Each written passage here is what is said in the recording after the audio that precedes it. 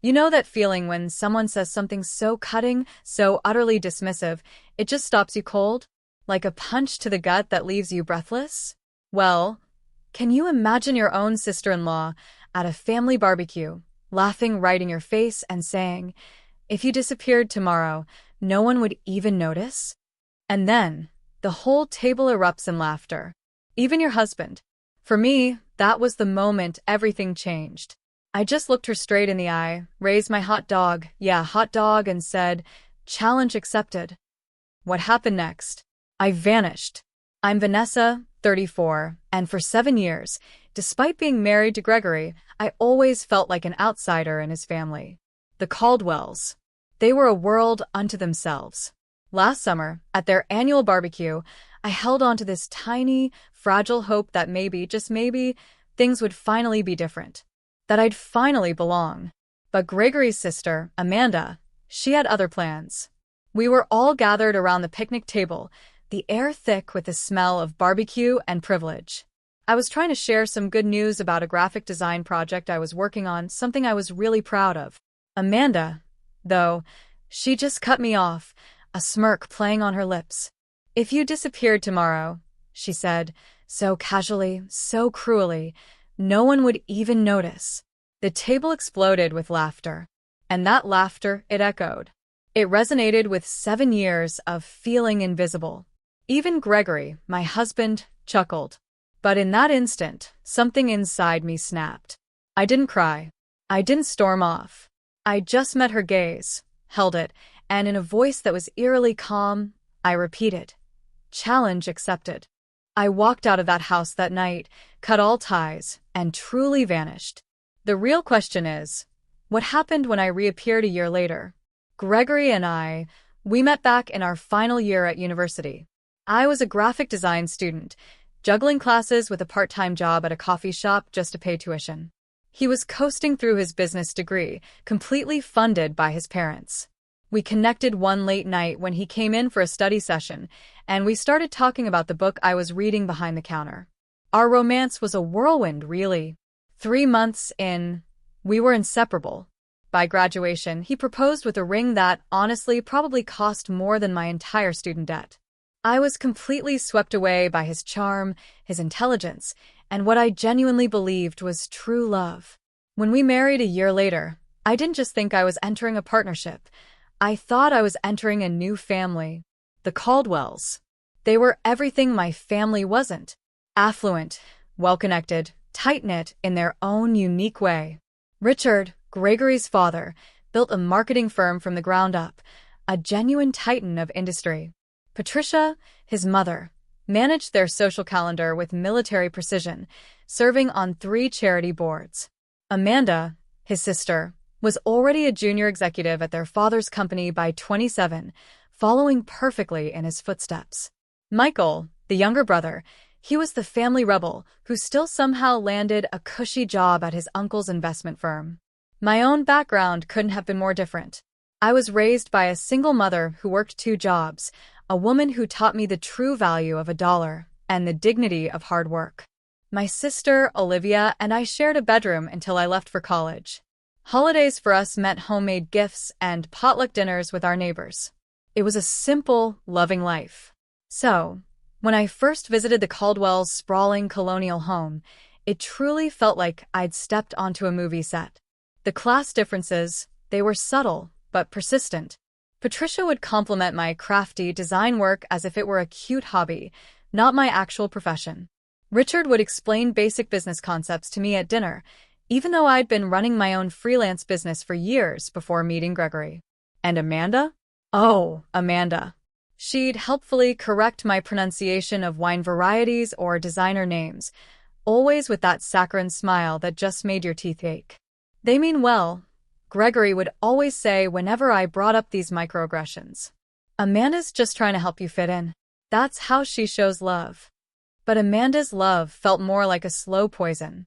At our wedding, her maid of honor speech included several stories about Gregory's ex-girlfriends.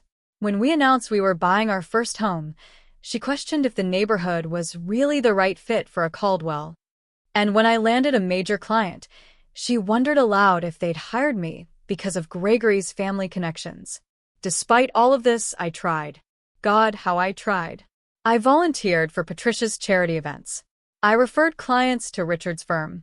I remembered everyone's birthdays with thoughtful gifts. I laughed at their inside jokes, even when they stung.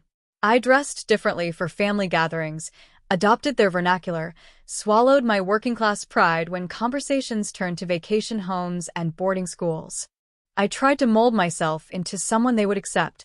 For the first few years, I maintained my freelance design business, slowly building a modest client list and gaining some local recognition. Then, Gregory received an opportunity to expand his division at work, a big step up for him, but it meant extensive travel. And without so much as a discussion, it was just assumed I would scale back my career to manage our home life. My business dwindled to a few loyal clients, and I became increasingly isolated. My world narrowed to Gregory's intermittent presence and his family's judgmental orbit. Last spring, I miscarried at 11 weeks. The physical pain was excruciating, but the emotional aftermath? It was a black hole. Gregory was in Chicago for a conference. He offered to come home, sure, but his tone it was almost relieved when I said I could manage. Patricia sent flowers with a note that read, "Perhaps it's for the best until you're more settled." Settled? I was drowning. And Amanda, ever so helpful, suggested that stress from trying to maintain your little business might have been a factor. Only Olivia, my sister, came to stay with me for a week. She brought homemade soup. She held my hand through tear-soaked nights. She just was there. The contrast between her genuine care and my in-laws' clinical distance cracked something fundamental inside me. But I buried it deep, another disappointment to swallow in service of maintaining family harmony. By the time that annual summer barbecue rolled around, I was a diminished version of myself. My design work had become mechanical. My friendships had atrophied. My marriage felt increasingly like a performance. Still, I clung to a fragile hope that things could improve, that I could somehow, finally, earn genuine acceptance from the family I had married into 7 long years ago. The Caldwell Summer Barbecue was a neighborhood institution. Patricia spent weeks planning the menu. Richard showcased his collection of grilling gadgets. Dozens of family, friends, and business associates milled about their perfectly manicured lawn. It was an event where family status was displayed, loyalties reinforced, and outsiders were clearly identified. Despite my years of marriage to Gregory, I remained firmly in that outsider category. The morning of the barbecue, I spent 3 hours making my grandmother's strawberry shortcake, the one dessert that had actually received genuine compliments in previous years. Gregory was busy on calls, finalizing details for his upcoming business trip to Tokyo.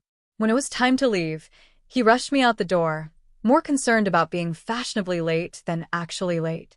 "Remember, Dad's unveiling his new imported smoker today," he reminded me as we drove. "Try to act impressed, even if you don't get why it's a big deal." I just nodded, clutching my dessert carrier on my lap, my sundress, bought specifically to match Patricia's preferred casual elegance dress code, already feeling tight across my shoulders. The Caldwell home bustled with activity when we arrived. Caterers wove through groups of guests, delivering appetizers. Richard stood front and center on the patio, surrounded by admiring friends as he demonstrated his new smoker. Patricia floated from cluster to cluster, her laugh tinkling like expensive crystal. Finally, Amanda called out, spotting us as we entered through the side gate. She air-kissed Gregory, then gave me a quick once-over. "Vanessa, that dress is so cheerful. The kitchen's getting crowded, but I'm sure you can find somewhere to put your contribution." She swept Gregory away before I could even respond, linking her arm through his and launching into a story about running into his college roommate. I stood alone, dessert in hand, scanning the backyard for a friendly face. I made my way to the kitchen, where Patricia was directing the catering staff with precise instructions. "Oh, Vanessa, dear," she said, noticing me hovering in the doorway. "You didn't need to bring anything. We have the patisserie handling desserts." She gestured vaguely toward the pantry. "But how thoughtful. Perhaps put it there for now." I placed my shortcake on a shelf already crowded with other contributions, clearly from guests not worthy of display. As I exited the kitchen, I overheard Patricia instructing a server to make room for Amanda's authentic tiramisu at the center of the dessert table. The message was clear. The next 2 hours passed in a blur of polite smiles and truncated conversations. I'd start chatting with one of Gregory's cousins, only to have them pulled away by Patricia to meet someone important. I offered to help set up the buffet line, but was told the caterers had a system. I tried joining a conversation about recent films, but couldn't get a word in edgewise. Meanwhile, Michael's wife, Charlotte, received entirely different treatment, despite being married into the family for only 2 years. Patricia proudly introduced her to everyone as our Charlotte, the pediatric surgeon. Amanda included her in reminiscences about family vacations she couldn't possibly have attended. Even Richard, who rarely engaged with in-laws, asked detailed questions about her work. The contrast wasn't lost on me. Neither was the irony that Charlotte looked as uncomfortable with the attention as I was with the lack of it. When lunchtime arrived, Gregory reappeared at my side, having spent the morning deep in conversation with his father's business associates. "Having fun?" he asked, not waiting for an answer before guiding me toward the elaborate buffet line. We filled our plates and joined the main table on the patio. I ended up seated between Gregory's elderly uncle, Frank, who was hard of hearing, and a space left open for Amanda, who was still serving herself. Gregory sat across from me, already engrossed in conversation with Richard about Japanese business etiquette. Amanda finally arrived, setting her meticulously arranged plate down and instantly commanding attention with an anecdote about a celebrity she'd spotted at her gym. Charlotte asked appropriate questions. Patricia beamed with pride. Even Frank shifted to hear her better. During a brief lull, I saw my opportunity. "I just finished a branding project for that new bakery downtown," I offered. "They're having their grand opening next weekend." Amanda's eyes narrowed slightly. "How nice. Is that the place with the tacky neon sign? I drove past it yesterday." My heart sank a little. "The signage is actually vintage-inspired," I explained, trying to stay calm. "The owners wanted to honor the building's history as one of the first. If you disappeared tomorrow," Amanda interrupted with a theatrical sigh, "no one would even notice." That's how boring this conversation is. The table erupted in laughter. Patricia tittered behind her napkin. Richard guffawed. Even Gregory chuckled, reaching for his beer. Frank, who likely hadn't heard the comment, joined in automatically. The sound surrounded me like cold water, shocking my system. I felt simultaneously hypervisible and completely invisible. My face burned, but my hands turned ice cold. In that moment, 7 years of accumulated slights crystallized into perfect clarity. I didn't cry. I didn't storm off. I didn't create a scene that would later be recounted as evidence of my emotional instability. Instead, I raised my hot dog in a mock toast, met Amanda's gaze directly, and said clearly, calmly, "Challenge accepted." A brief, confused silence fell over the table. Amanda's smile faltered slightly.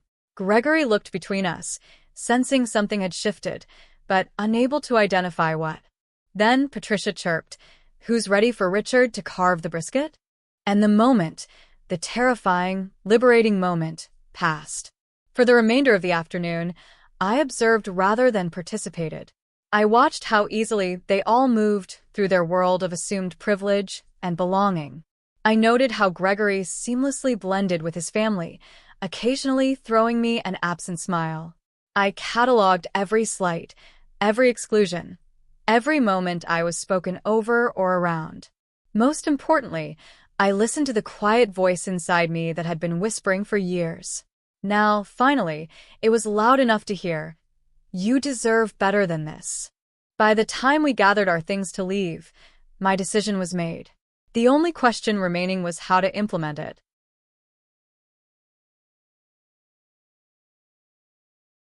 The drive home from the barbecue stretched in silence. Gregory checked emails on his phone, occasionally reading aloud snippets about his Tokyo trip. I stared out the window, mental calculations already running beneath my outward calm. When we reached our driveway, He finally seemed to notice my unusual quiet. "Everything okay? You've been off since lunch." I considered my words carefully. "Amanda's joke about me disappearing. Did you think that was funny?" Gregory sighed, unbuckling his seatbelt. "Don't start with this again. Amanda was just being Amanda. You know how she gets at family gatherings." "You laughed," I said simply. "It was a joke, Vanessa. Not everything needs to be analyzed to death." He got out of the car, effectively ending the conversation. But for me, it had only just begun. That night, as Gregory slept soundly beside me, I stared at the ceiling, replaying not just the day's events, but the entire trajectory of our marriage. I thought about the bright, ambitious designer I'd been when we met. I remembered how confidently I'd handled clients, how passionate I'd been about my work, how deeply I'd connected with friends. Somewhere along the way, I'd started believing the subtle message the Caldwells had been sending, that I was lucky to be among them, that my inclusion was conditional upon my compliance, that my worth was determined by their assessment. I slipped out of bed at 2 a.m. and padded to my home office. I opened my laptop and began methodical research. Bank accounts. Apartment listings in Seattle, where Olivia lived. Transportation options. By dawn, I had a rudimentary plan. Gregory left for a morning golf game with Richard, kissing me absently on his way out the door. The moment his car pulled away, I began executing my plan with surprising clarity. First, I called Jessica, my college roommate, who had remained loyal despite my increasing isolation. "I need a massive favor," I said when she answered. "Name it," she replied without hesitation. "I'm leaving Gregory today. Can you come help me pack the essentials?" 2 hours later, Jessica arrived with coffee, packing supplies, and fierce determination in her eyes.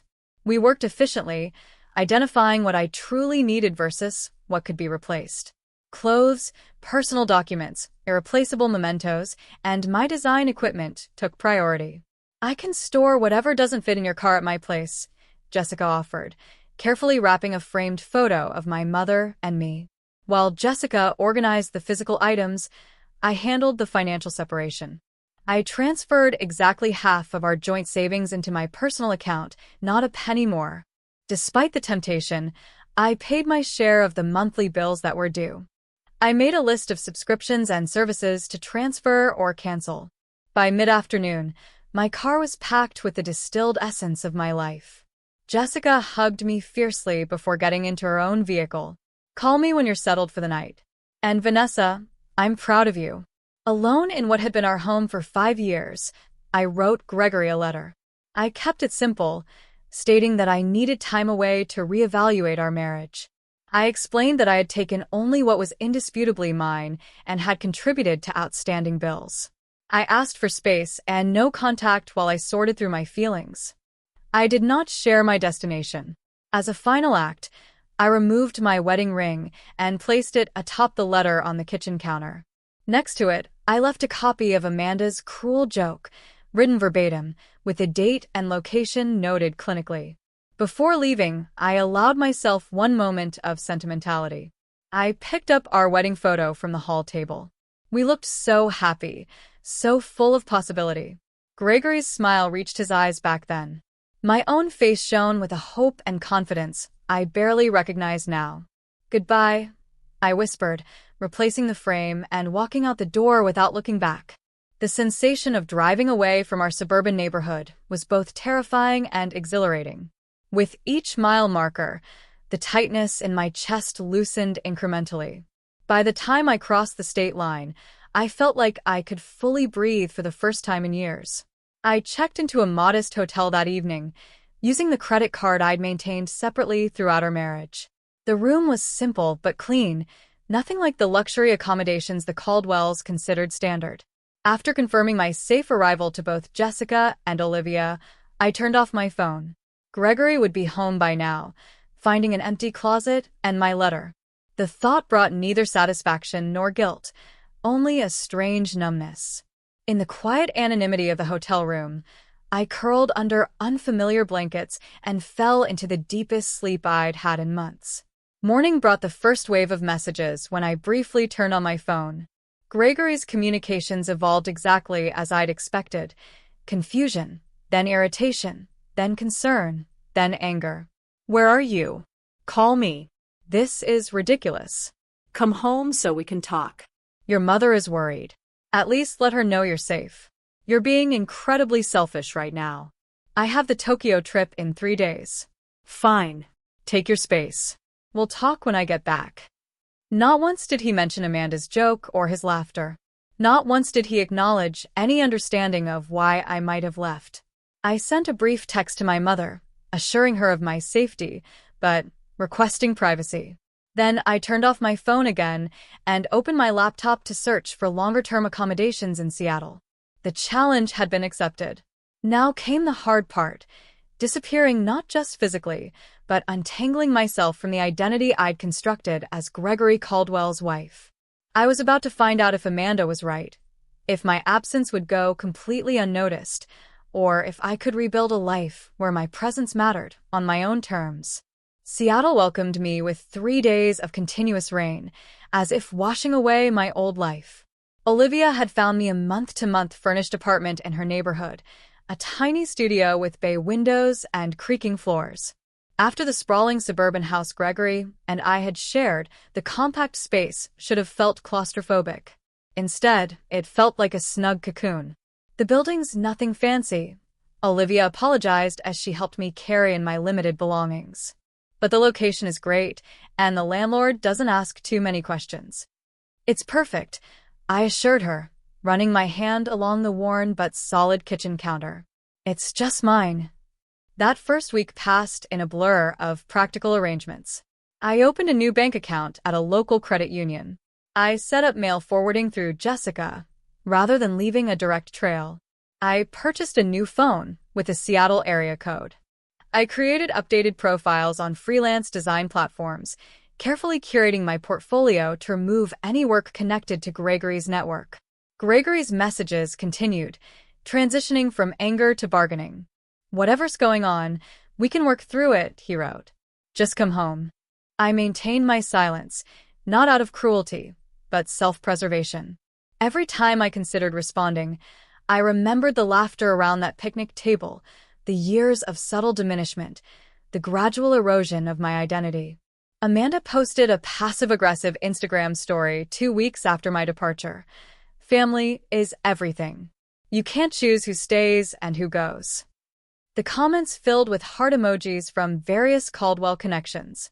Gregory's mother called my mother, expressing theatrical concern while fishing for information. Michael's wife, Charlotte, sent a tentative text. If you ever want to talk, I'm here. I responded to none of them. Instead, I focused on rebuilding. Jessica shipped the remainder of my belongings in unmarked boxes. I found a therapist specializing in family dynamics and marital trauma, scheduling weekly sessions that often left me emotionally drained, but incrementally stronger. What Amanda said at the barbecue, Dr. Lewis commented during our 3rd session, that wasn't the cause of your departure. It was the catalyst. The last straw. I agreed. Tell me about the first straw, she prompted. That question unlocked a flood of memories, subtle digs disguised as helpful advice, achievements minimized, opinions dismissed, all while Gregory stood by, not malicious, but complicit in his silence. By month 2, I had secured 3 steady design clients through online platforms. The work wasn't particularly creative, mostly formatting ebooks and designing social media templates, but it paid the bills. More importantly, each completed project rebuilt my professional confidence. One rainy Tuesday, I walked into a local coffee shop and noticed a striking wall mural. The barista saw me admiring it. Beautiful, right? The owner commissioned it from a local artist, she explained while preparing my latte. She's looking for someone to redesign our menu boards and promotional materials. Actually, an hour later, I was sitting with Eleanor Marshall, the owner, a woman in her 50s with silver-streaked hair and a straightforward manner I found immediately refreshing. I don't care about your resume, she said, waving away the portfolio I'd pulled up on my tablet. Show me your personal work, the stuff you do, because you can't not do it. I hesitated, then navigated to a folder I'd barely opened in years. These were designs I'd created for myself. Experimental, sometimes impractical, but authentically mine. Eleanor studied them in silence, occasionally zooming in on details. "You've been hiding," she finally said, looking up with sharp blue eyes. "These are good. Really good. But recent." "No," I admitted. "I haven't done work like this in years." "Why not?" The question was simple, but struck like a physical blow. I found myself telling Eleanor an abbreviated version of my story, the creative passion I'd once had, the gradual sublimation of my style to suit the Caldwell aesthetic, the slow surrender of my artistic voice. Eleanor listened without interruption, then nodded once. "You're hired for the menu project, but on one condition." "What's that?" "You do one personal piece, something purely your own, every week. Bring it when we meet. I don't care if it's good or finished. I care that you're finding your voice again." Eleanor became more than a client. She became a mentor, pushing me to reclaim my creative courage with blunt feedback and unexpected encouragement. Through her, I connected with other local business owners needing design work. My calendar slowly filled with projects that engaged, rather than depleted, me. Meanwhile, Gregory's attempts at contact became less frequent. The divorce papers I filed through my lawyer were met with a barrage of calls that I didn't answer. Eventually, his attorney connected with mine. The proceedings moved forward with clinical efficiency, Gregory's initial resistance giving way to resignation. For months into my new life, I allowed myself to check social media. Gregory's profile showed him at a company event, smiling beside a woman I didn't recognize. Richard had posted about the Tokyo expansion, tagging Gregory with proud father emojis. Amanda shared multiple photos from a family dinner, captioned, "Missing no one." The confirmation stung less than I expected. Amanda had been right after all. My disappearance had barely caused a ripple in the Caldwell family pond.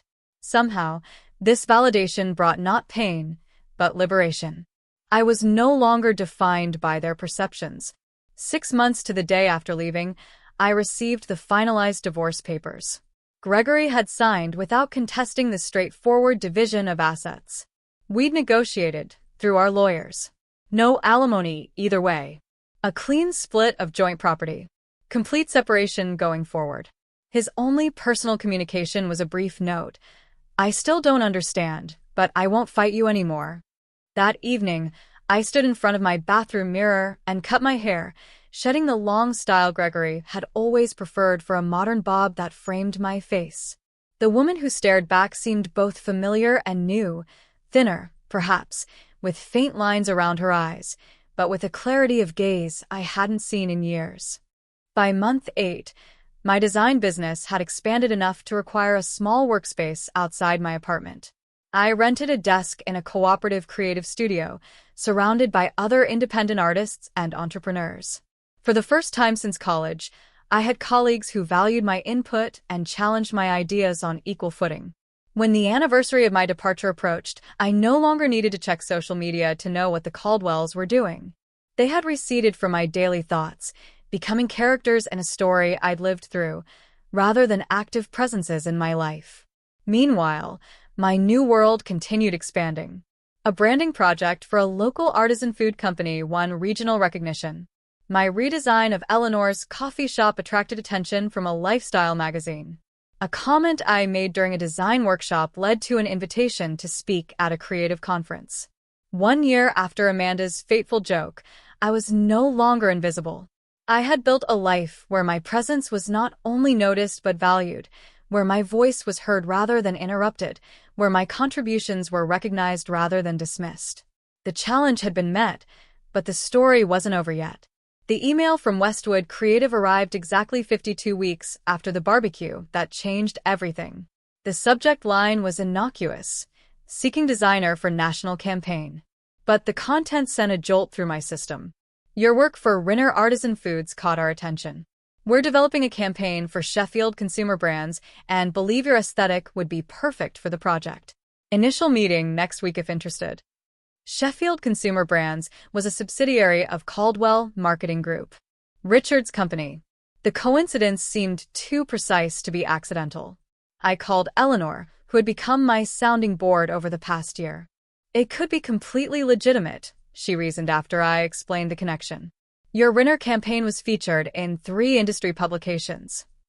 But the timing is suspicious, I finished. The question isn't whether they know who you are, Eleanor said pragmatically. The question is whether the project is worth taking, regardless. I requested more information from Westwood. The project was substantial, redesigning packaging for Sheffield's entire organic line, with a potential long-term contract for ongoing brand management. The budget they proposed was double anything I'd handled since establishing my Seattle business. After 3 days of deliberation, I accepted the initial meeting.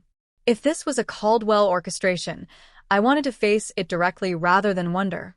And if it was legitimate, I didn't want fear of my past to constrain my future. The Westwood creative director, Thomas, made no indication he knew about my history with the Caldwells. During our first meeting, we discussed design concepts, timeline, expectations, and budget particulars with straightforward professionalism. When I asked about client involvement, he mentioned only that Sheffield executives would review major milestones. I accepted the project, establishing clear boundaries about communication channels and approval processes. For 3 weeks, everything proceeded normally. My preliminary designs received positive feedback. The timeline remained on track. No Caldwell names appeared on any correspondence. Then came the announcement. Sheffield consumer brands would be featured at the annual Marketing Innovation Gala, unveiling their rebranded organic line as part of the presentation. As the lead designer, my attendance was highly encouraged. The gala was a major industry event, precisely the type of opportunity my rebuilding career needed. It was also exactly the sort of function the Caldwells never missed. Richard considered these networking evenings essential to maintaining the family's business prominence. Gregory had always dutifully followed his lead. You have 3 options, my therapist observed during our session that week. Decline to attend and potentially limit your professional growth. Attend and attempt to avoid the Caldwells, which may prove stressful and ultimately futile. Or attend and prepare to engage with them on your terms. What would you do? I asked.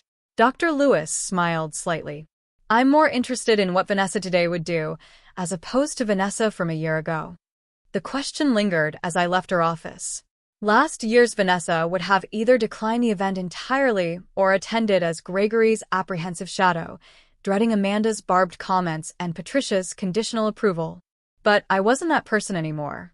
The following morning, I emailed Thomas confirming my attendance. Then I made an appointment with a personal stylist recommended by Olivia and set aside a portion of the Sheffield advance payment for an outfit that would serve as both armor and announcement. The evening of the gala arrived with unexpected calmness. I surveyed my reflection in the hotel room mirror. The woman staring back wore a tailored jumpsuit in deep emerald that managed to be both sophisticated and distinctive in a sea of expected black dresses. My bobbed hair was now accented with subtle caramel highlights. The designer's shoes, my one significant splurge, added 3 inches of confidence to my height.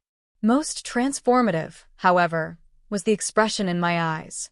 No anxiety, no apology, just steady readiness for whatever the night might bring.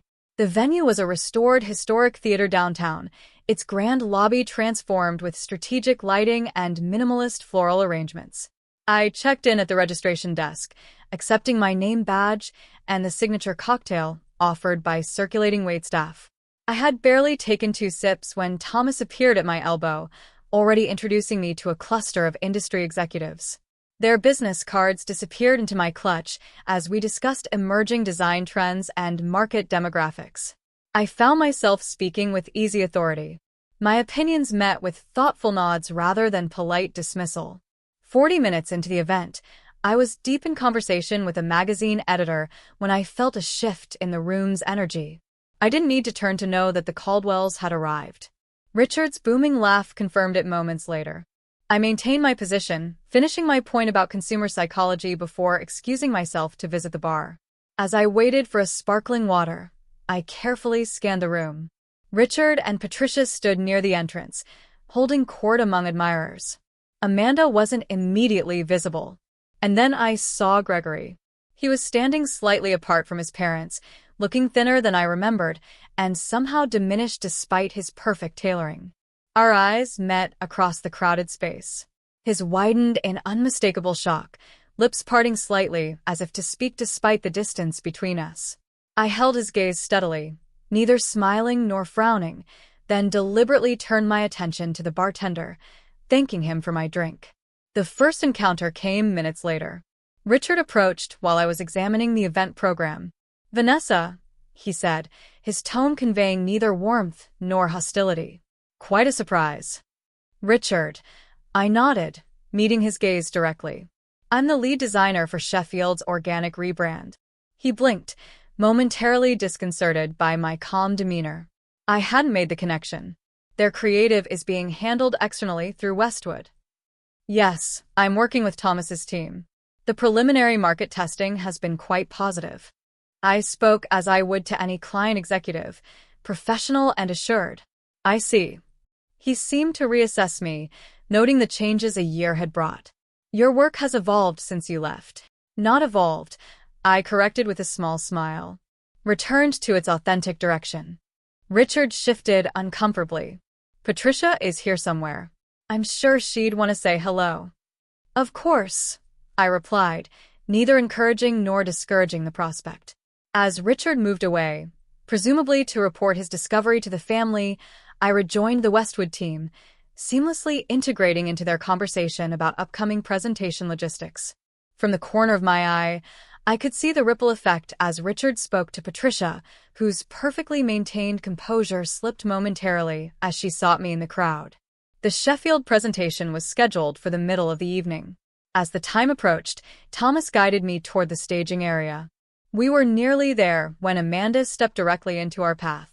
Her expression a complex mixture of surprise and calculation. "Vanessa, no one mentioned you were involved with this project." Her tone suggested this oversight was somehow my fault. "Amanda," I acknowledged. "I'm working with Westwood Creative." "Thomas, this is Amanda Caldwell, Richard's daughter." Thomas extended his hand. "Miss Caldwell, pleasure to meet you. Vanessa has been exceptional to work with." "You know her work," Amanda's smile tightened. "We're family, actually. Or were." "How nice," Thomas replied noncommittally. "Excuse us. We need to prepare for the presentation."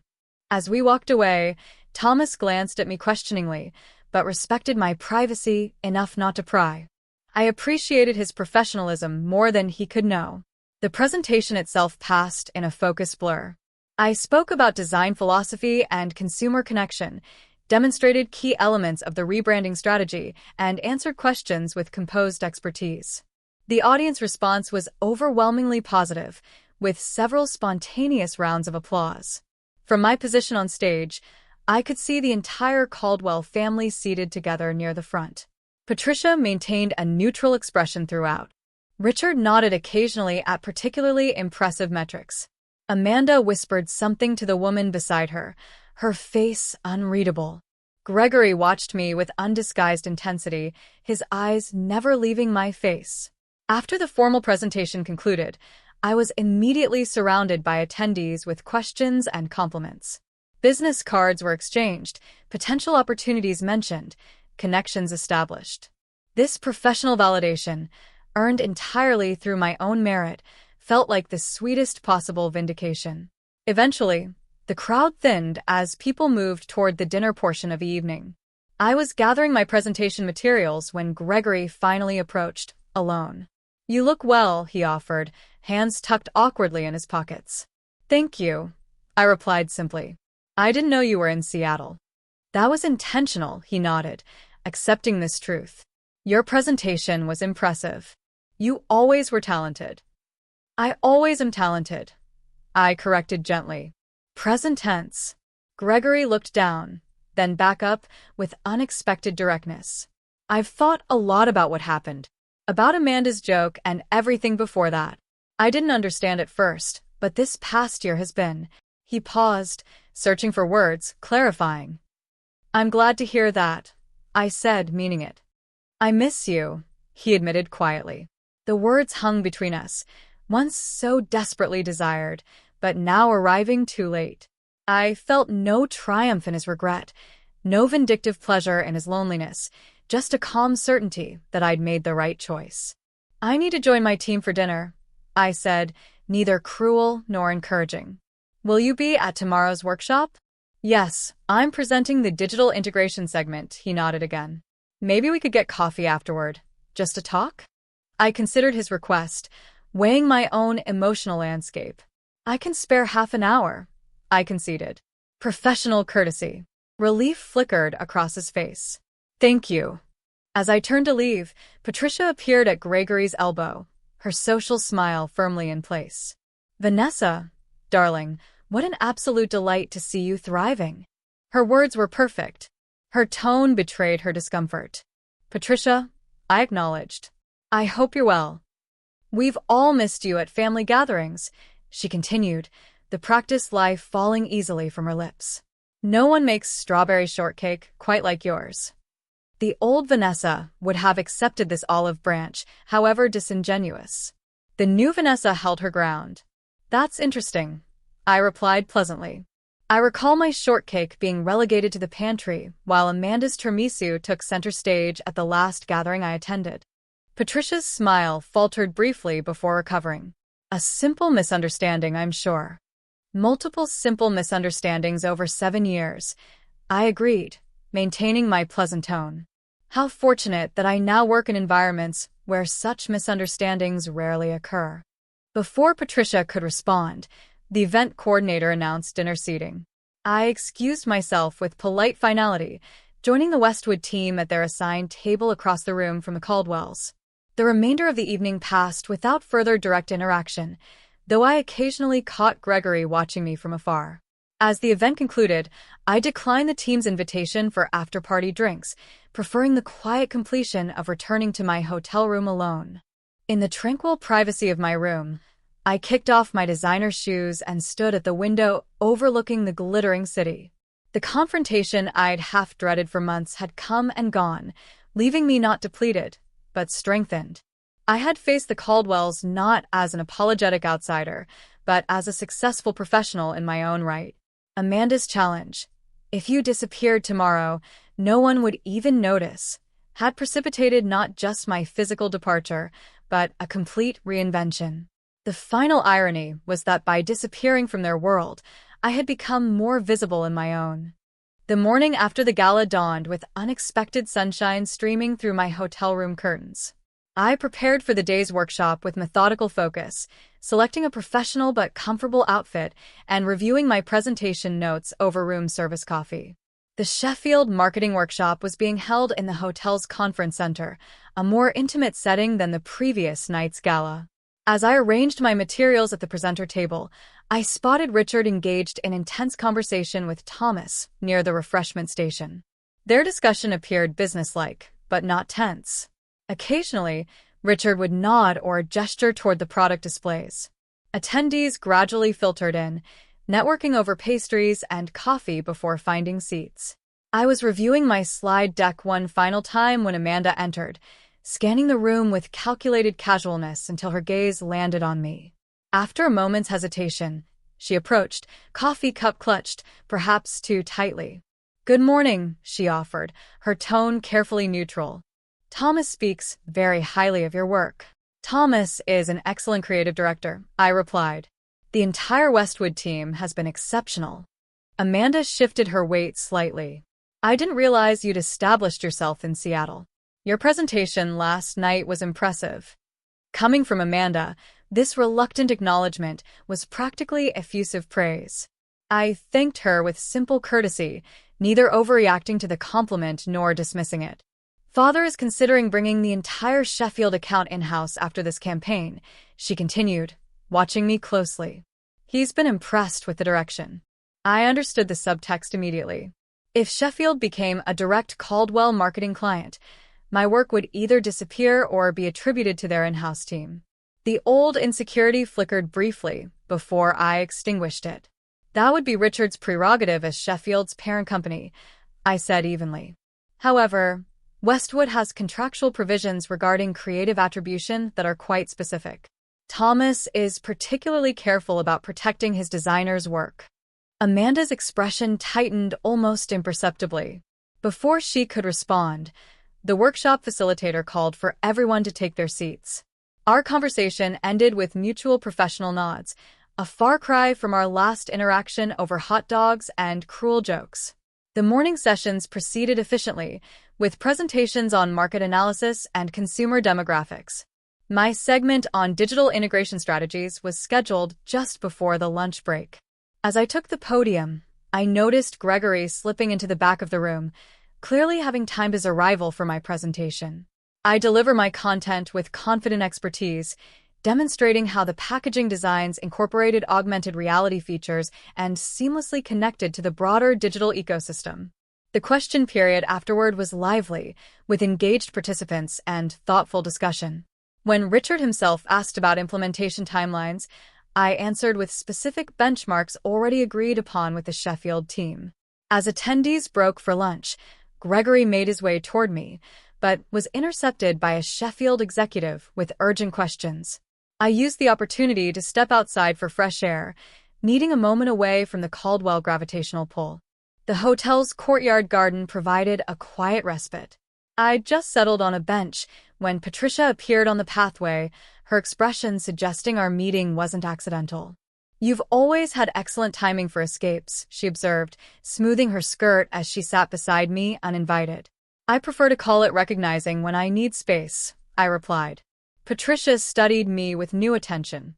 "You've changed." "I've reverted," I corrected, "to the person I was before I started trying to fit into spaces that weren't designed for me." She sighed lightly. "Families are complicated, Vanessa, especially established ones like ours. There are expectations, traditions, ways things have always been done." "I'm aware," I said. "I spent 7 years observing those traditions. 7 years trying to meet those expectations. Perhaps we weren't always as welcoming as we could have been," Patricia conceded. The closest thing to an apology I'd ever heard from her. But disappearing without a word was rather dramatic, don't you think? I turned to face her directly. I left a detailed letter for Gregory. I ensured all financial obligations were properly handled. I made a clear, adult decision to remove myself from a situation that had become harmful to my well-being. There was nothing dramatic about it. Gregory was devastated, she countered. Gregory was inconvenienced. I corrected gently. There's a difference. Patricia's perfectly maintained facade cracked slightly. You have no idea what this past year has been like for him. For all of us. You're right, I acknowledged. Just as you have no idea what the previous 7 years were like for me. We sat in tense silence for a moment before I continued. But I'm not interested in exchanging pain metrics, Patricia. That's not why I'm here. I'm here because I'm good at what I do, and my work has value to Sheffield's campaign.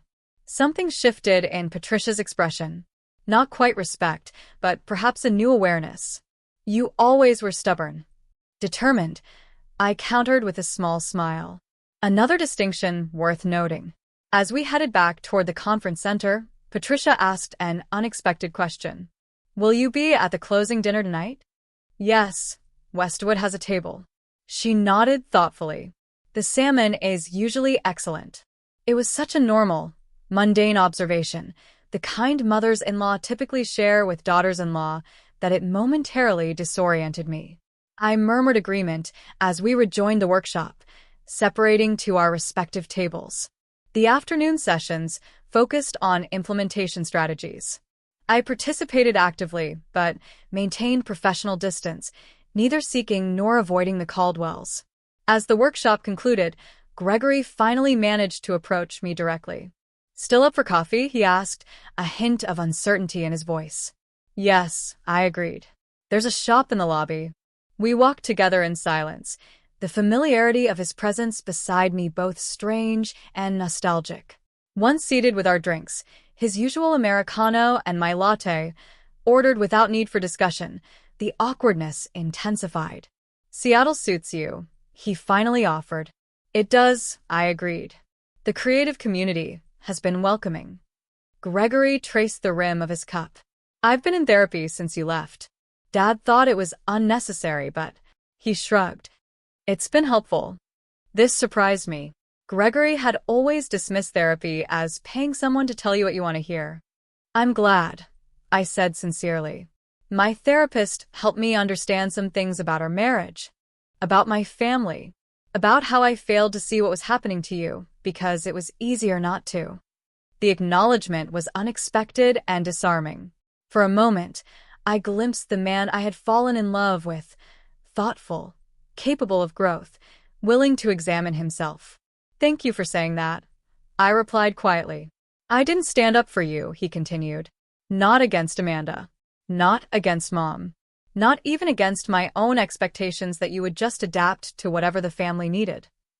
No, you didn't, I confirmed without rancor. I thought a lot about that barbecue, about Amanda's joke and how everyone laughed. How I laughed. He swallowed hard. I keep thinking about what you said. Challenge accepted. I didn't understand then what you meant. And now I realize you were declaring independence. From all of us. His voice held equal parts admiration and regret. We talked for nearly an hour, longer than the half hour I'd allocated. Gregory shared how the family dynamics had shifted in my absence. Amanda's increased criticism now extending to his new girlfriend, Patricia's tightening control over family gatherings, Richard's disappointment when Gregory declined a promotion that would have required relocating. I'm seeing everything differently, he explained, like someone adjusted the contrast on a photo I've been staring at my whole life. When our coffee cups emptied, we both recognized the natural conclusion of our conversation. As we stood to leave, Gregory asked the question I'd been expecting. Is there any chance for us? Not right away, but eventually? I considered his face, once the center of my world. I felt affection, compassion, even a whisper of the old attraction. But the tether had been severed, not just by Amanda's joke or my departure, but by the year of growth that followed. I think we both needed to become different people, I said gently. And I like who I'm becoming now. He nodded, accepting this truth with surprising grace. You were always stronger than I gave you credit for. We both were, I corrected. You just needed different circumstances to discover it. We parted with a brief, platonic hug that felt like proper closure. As I watched him walk away, I realized I truly wished him well in building a life that was authentically his, not just an extension of the Caldwell legacy. The final confrontation came unexpectedly as I was collecting my portfolio from the conference room. Amanda entered just as I was preparing to leave. Her purposeful stride suggested she'd been waiting for this opportunity to catch me alone. I need to ask you something, she said without preamble, and I'd appreciate an honest answer. All right, I agreed, curious despite myself. Did you take this project knowing it was connected to our family? No, I answered truthfully. I discovered the Sheffield-Caldwell connection after accepting the Westwood offer. By then, the contract was signed. She studied me, seemingly assessing the truth of my statement. And you didn't think to recuse yourself once you knew? Why would I? I asked simply. I'm extremely good at what I do, Amanda. This project needed someone with exactly my skills and aesthetic sensibility. The fact that your family company might ultimately benefit from my work is incidental to my professional obligations. So, it's just a coincidence that exactly 1 year after you disappeared, you reappear working on a project connected to us? I had to smile at her persistence. Life rarely arranges itself with such perfect symmetry. But yes, essentially. I don't believe in coincidences that convenient, she countered. What would be the alternative explanation? I asked, that I orchestrated an elaborate year-long plan, building an entirely new career in another city, establishing relationships with agencies unconnected to your family, all culminating in this specific project? That would be giving you far more space in my thoughts than has actually been the case.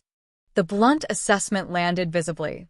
Amanda blinked, perhaps for the first time, considering that she might not have been central to my decisions at all. At the barbecue, she said after a pause. When I made that joke, it was just a joke.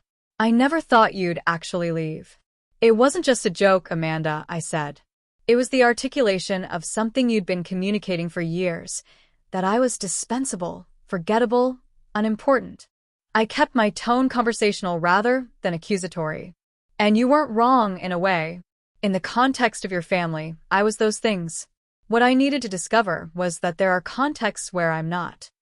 Amanda's composure slipped momentarily, revealing something rarely seen: uncertainty. Gregory hasn't been the same since you left. Gregory is finding his own way, I replied. As am I. And there's no chance of reconciliation? The question seemed driven by family concerns rather than genuine care for either Gregory or me. We've reconciled in the only way that matters, I said. We've both acknowledged the truth of our marriage and found peace with its ending. Amanda nodded slowly, absorbing this finality. As she turned to leave, she paused at the door. Your presentation yesterday, it was genuinely good work.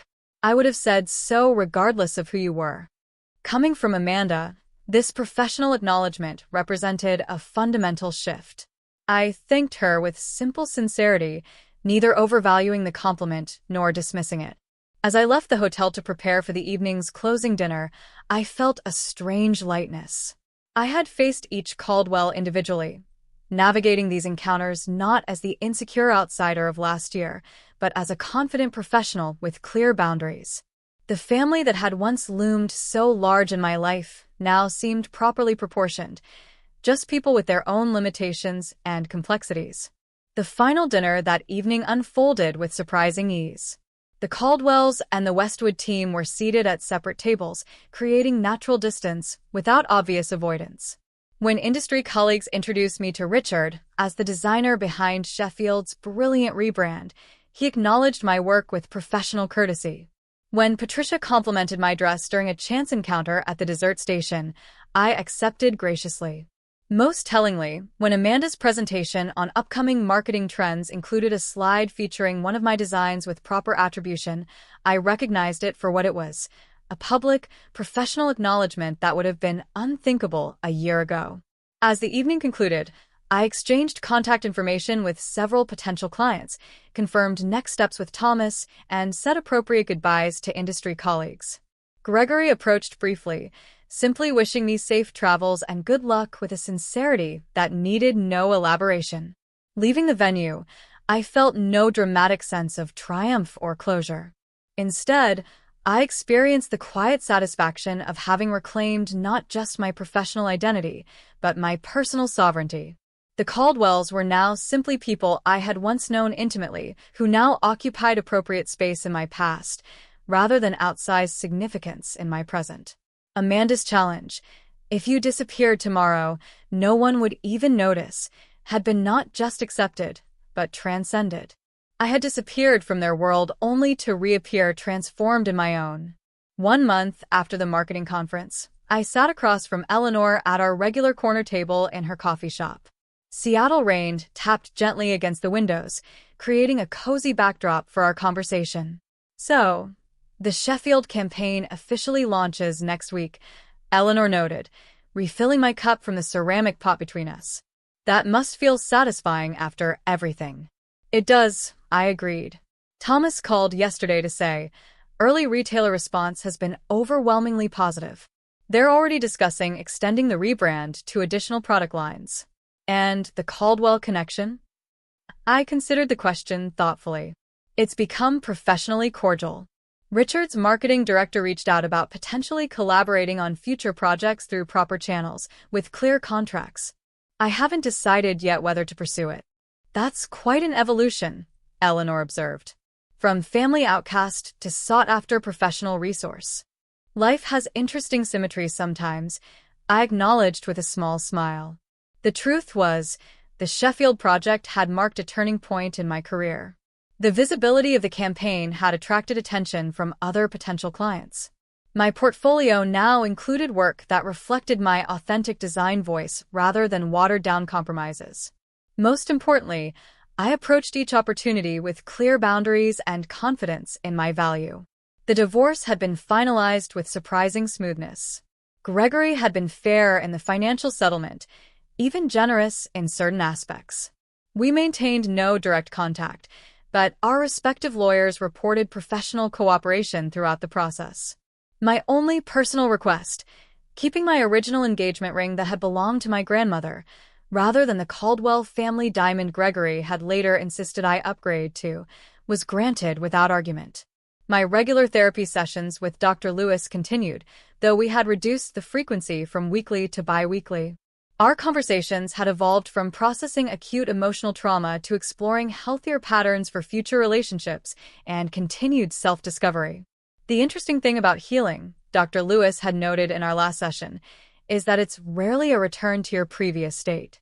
It's a transformation into something new that incorporates the experience without being defined by it. This observation resonated deeply as I navigated my reconstructed life. I wasn't trying to recapture who I'd been before meeting Gregory. I was integrating that younger self's passion and confidence with the wisdom and boundaries hard-earned through difficulty.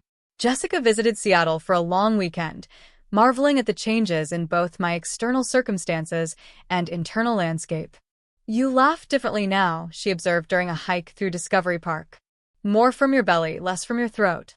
"That's oddly specific," I teased. "But accurate," she insisted. "You used to laugh like someone who needed permission. Now you laugh like someone who's giving herself permission." These subtle transformations accumulated gradually. I found myself speaking up in creative meetings without rehearsing my thoughts. I began dating casually. Nothing serious yet, but enjoying the simple pleasure of connecting with interesting people without need for immediate definition. I joined a community garden and discovered unexpected joy in growing tangible, living things. An unexpected development came in the form of a friendship with Charlotte, Michael's wife. She reached out via professional email, ostensibly to inquire about design services for a pediatric clinic she volunteered with. Our initial coffee meeting evolved into genuine connection, based on shared experiences as Caldwell outsiders and mutual professional respect. "Amanda is actually taking parenting classes," Charlotte revealed during one of our lunch meetings. "She's pregnant and determined not to repeat family patterns." The news surprised me. Not just the pregnancy, but Amanda's self-awareness. "That's encouraging. People can change when properly motivated," Charlotte observed. "The family dynamic shifted after you left, made some things visible that had been conveniently ignored." Whether my departure had been catalyst or merely coincidence, I took no particular credit for these evolutions. The Caldwells' journey was their own, just as mine was mine. 6 weeks after the marketing conference, I was selecting produce at a farmer's market when I heard a familiar voice. Amanda stood at the next stall, examining artisan cheese. Her pregnancy was visible now, creating a softer silhouette against her typically tailored appearance. Our eyes met with mutual recognition. After a moment's hesitation, she approached. "Vanessa, I didn't know you shopped here." "Every Saturday," I confirmed. "They have the best heirloom tomatoes in the city." The awkwardness between us was palpable, but not hostile. We exchanged brief pleasantries about the market, the weather, the upcoming product launch. Then Amanda surprised me with unexpected directness. "I've been thinking about what you said at the conference, about contexts where you're dispensable versus valued." She adjusted her bag uncomfortably. "I'm discovering something similar in preparing for motherhood. Everyone has advice about who I should become, how I should change. It's illuminating." "Contexts shape us," I acknowledged. "But they don't have to define us." Amanda nodded thoughtfully. "The parenting class Charlotte probably told you about? It's helping me recognize some patterns. Things I never questioned because they were just normal in our family." I heard the unspoken comparison to my own journey of recognition and separation. "Self-awareness is powerful," I offered. "Yes." She hesitated, then added with uncharacteristic vulnerability, "I don't want my child to ever feel like they need to disappear to be seen." The admission revealed deeper reflection than I would have credited Amanda with a year ago. I didn't offer easy absolution. Our history was too complex for that, but I did offer simple human acknowledgement. That's a good place to start. We parted with no dramatic reconciliation, no promises of future connection, just a moment of genuine communication between two adults sharing a brief intersection in life's journey. Walking home with my market purchases, I reflected on the strange trajectory that had brought me from the Caldwell barbecue to this present moment.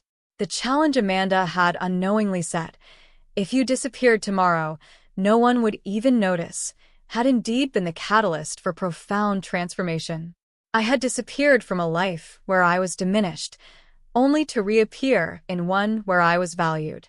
I had lost a family that required my conformity, only to build a community that celebrated my authenticity. I had abandoned security that came with compromise, embracing instead the uncertain adventure of self-determination. Last week, I had closed on a small house near the water. Nothing grand by Caldwell standards, but perfectly suited to my needs, and purchased entirely through my own earnings. As I arranged my furniture and hung artwork selected solely for my own pleasure, I experienced a profound sense of having created not just a home, but a life genuinely my own. The greatest irony of Amanda's cruel joke was that disappearing had made me more visible than I'd ever been, to colleagues who valued my creativity, to friends who appreciated my authentic self, and most importantly, to myself.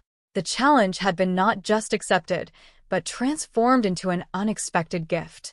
That evening, as the Seattle skyline glittered against the darkening water, I opened my journal and wrote the reflection that had been forming for months.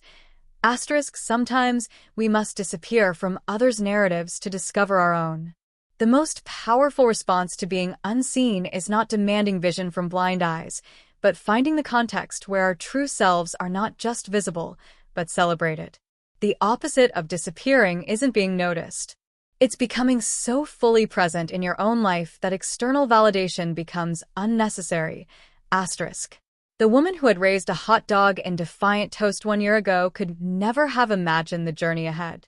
The woman writing these words could never return to who she had been. And in that transformation lay not tragedy, but triumph. The quiet, sustainable victory of reclaiming one's own life. So, tell me, have you ever had a moment where someone's cruel words actually pushed you to make a life-changing decision?